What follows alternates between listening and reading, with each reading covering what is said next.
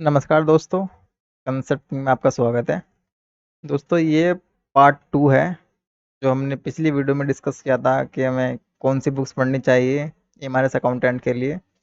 उस पहली वीडियो में हम कुछ ही पोर्शन को डिस्कस किया था, जैसे हमने एक तो एग्ज़ाम पैटर्न को देखा था, दूसरा हमने ये देखा था कि इसमें नेगेटिव मार्किंग वगैरह का क्या पैटर्न रहने वाला है।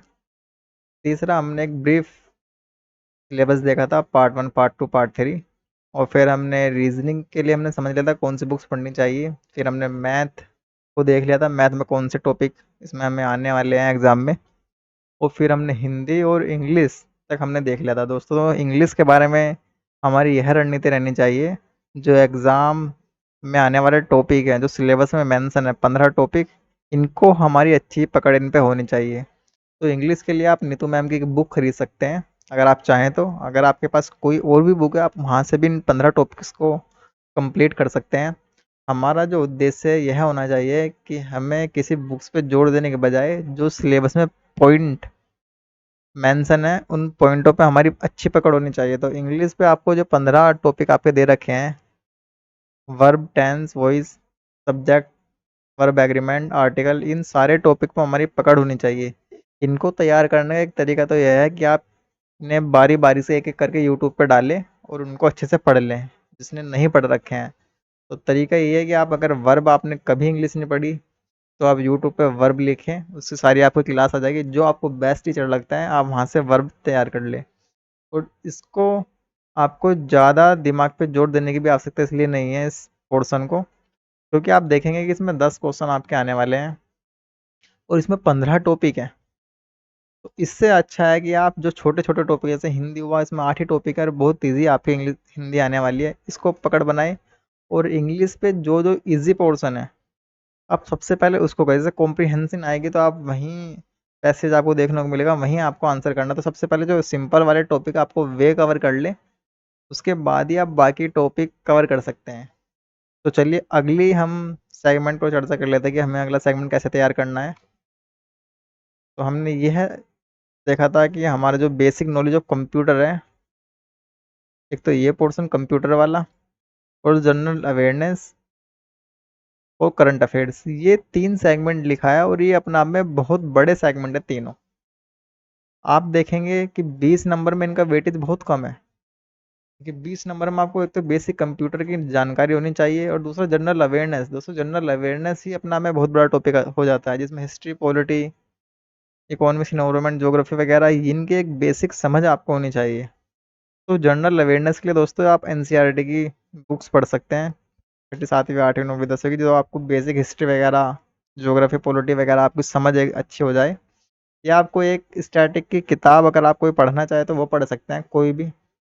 और करंट अफेयर्स जो आप न्यूज़पेपर वगैरह पढ़ रहे हो वो पढ़ सकते हैं।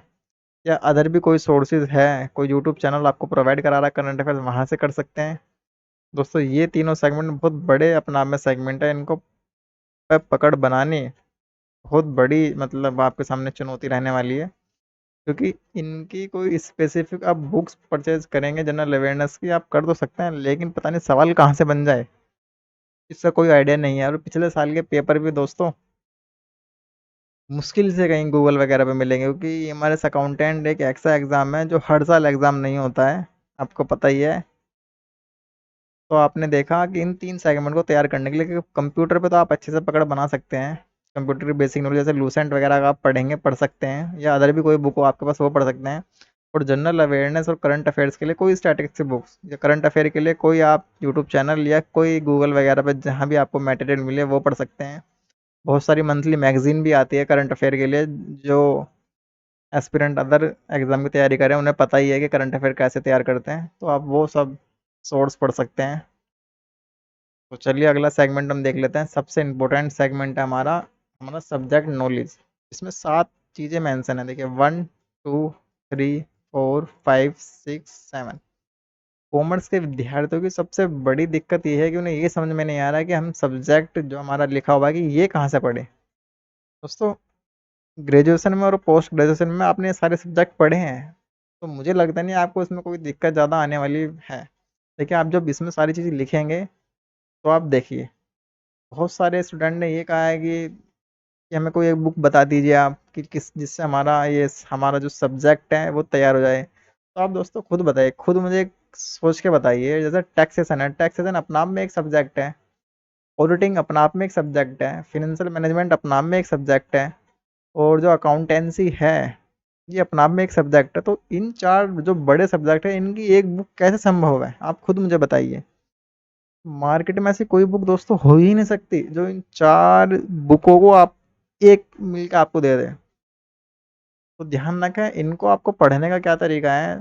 तो आपने जो ग्रेजुएशन में या पोस्ट ग्रेजुएशन में आपने बुक्स पढ़ी थी, आपको वही यहाँ पे इनफ है। कुछ ज़्यादा इसमें हार्ड आपके सोल क्वेश्चन नहीं पूछने वाला है एग्जामिनर।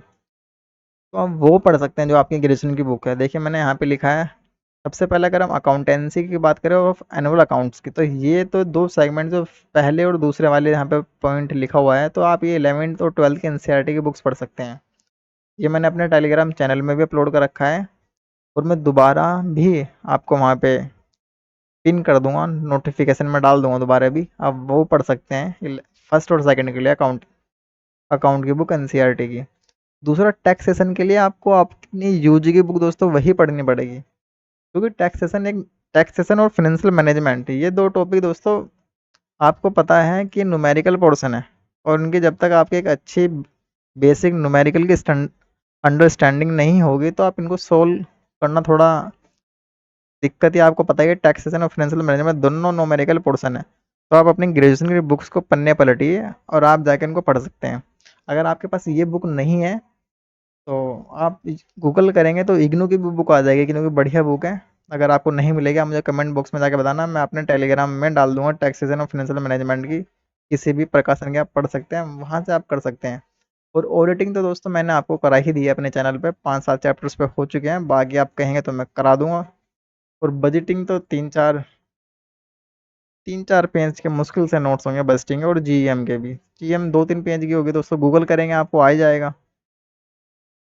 तो सबसे अच्छा इसका तरीका ये है कि आप सबसे पहले आप 11-12 की एनसीईआरटी की बुक कवर कीजिए यहाँ पे अपने सब्जेक्ट में। और टैक्सेशन, फाइनेंशियल मैनेजमेंट, ऑडिटिंग, ये जो बड़े टॉपिक हैं, देखिए एक तो आपको 6 पे लिखा है, पॉइंट 6, 5 और 3। देखो 3, 5 और 6 इनकी आप जो आपने ग्रेजुएशन में बुक्स पढ़ी है, देखिए ऑडिटिंग तो मैंने करा ही दिया और मैं नोट्स प्रोवाइड कर ही रहा हूँ।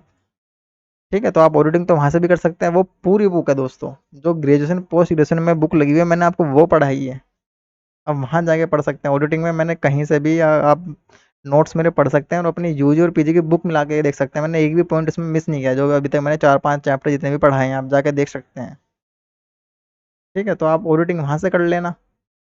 और टैक्सेशन और आपका फाइनेंशियल मैनेजमेंट हुआ, और क्या बोलते हैं, हाँ एनुअल अकाउंट्स हुआ, ये आपके 11-12 के एनसीईआरटी और बाकायदा आपकी जो यूजी की बुक है वहाँ से कर सकते हैं। जीईएम और बजटिंग, बजटिंग के तो मैंने नोट्स अभी अपने टेलीग्राम चैनल पे पोस्ट किया, वहाँ जाकर भी पढ़ सकते हैं। बजटिंग को आप यूट्यूब पे या गूगल पे भी डालेंगे, 3-4 पन्ने के नोट्स होंगे, पेज के नोट्स होंगे दोस्तों इनके बजटिंग के, जीईएम के, तो वहाँ जाके इनको पढ़ सकते हैं। देखिए मैंने लिखा है टैक्सेशन के लिए आप यूजी की बुक्स पढ़ सकते हैं, बजट के लिए आप गूगल कर सकते हैं, नहीं करेंगे तो मैंने टेलीग्राम पे डाल रखा है वहाँ जाके पढ़ सकते हैं। बजटिंग के 3-4 टाइप होते हैं कि इतने प्रकार की शून्य आधारित बजट, जेंडर बजटिंग, तो बहुत सारे टाइप है, आप वहाँ जाके पढ़ सकते हैं। ऑडिटिंग तो दोस्तों मैंने करा ही दिया, आप कहेंगे तो मैं और इसकी बुक्स भेज दूंगा आपको टेलीग्राम चैनल पे। एफएम और जीएम आप गूगल कर सकते हैं। तो ये हुआ दोस्तों आपका सब्जेक्ट नॉलेज। इसमें कोई भी दिक्कत हो किसी भी बुक्स के बारे में आप मुझे कमेंट करके बताना। और फाइनल जो आपका सिलेबस देखो यहाँ पे लिखा है, देखिए मैंने यहाँ लिखा है रीजनिंग, ये मेरा सिलेबस नहीं है दोस्तों, ये आपका एमआरएस ने जो जारी कर रखा है सिलेबस, वह सिलेबस है। आप देखिए ये 5 पॉइंट है आपके, एक भी पॉइंट दोस्तों इसमें मिस नहीं है। मैंने सारे पॉइंट को अच्छे से केयरफुली पढ़ के खुद से तैयार किया है इसको, पीपीटी को। किसी भी सेगमेंट में आपको दिक्कत हो तो मुझे कमेंट बॉक्स में जाके बताना। और ये सेकंड पार्ट बनाने का उद्देश्य ये था दोस्तों, क्योंकि पहला पार्ट जो मैंने बनाया था तो टेक्निकल इशू के कारण वो वीडियो बीच में ही स्टॉप हो गई थी, तो उसके लिए मैं माफ़ी चाहता हूँ। कोई भी आपको किसी भी सेगमेंट में कोई दिक्कत हो तो मुझे कमेंट बॉक्स में बताना, और नेक्स्ट टॉपिक पर आप अगर कोई वीडियो चाहेंगे तो ही मैं लेकर आऊँगा, अन्यथा हम इस सीरीज़ को यहीं पर रोकते हैं। ठीक है, फिर नेक्स्ट वीडियो मिलते हैं किसी किसी नए टॉपिक पे। तब तक के लिए धन्यवाद, अपनी पढ़ाई करते रहिए। और ये बहुत ही सुनहरा मौका है कॉमर्स के लिए, क्योंकि कॉमर्स की वैकेंसी दोस्तों बहुत ही कम वैकेंसी कॉमर्स की निकलती है। कॉमर्स का गवर्नमेंट जॉब में तो दोस्तों मुझे लगता नहीं कहीं स्कोप इतना नज़र आता नहीं है, क्योंकि आप देखेंगे तो आप यही पाएंगे। बाकी आप तैयारी करते रहिए, मेहनत करते रहिए, कोई ना कोई तो जॉब दोस्तों आप ले ही जाएंगे। तो चलो नए वीडियो में मिलते हैं किसी नए टॉपिक पे। तब तक के लिए धन्यवाद।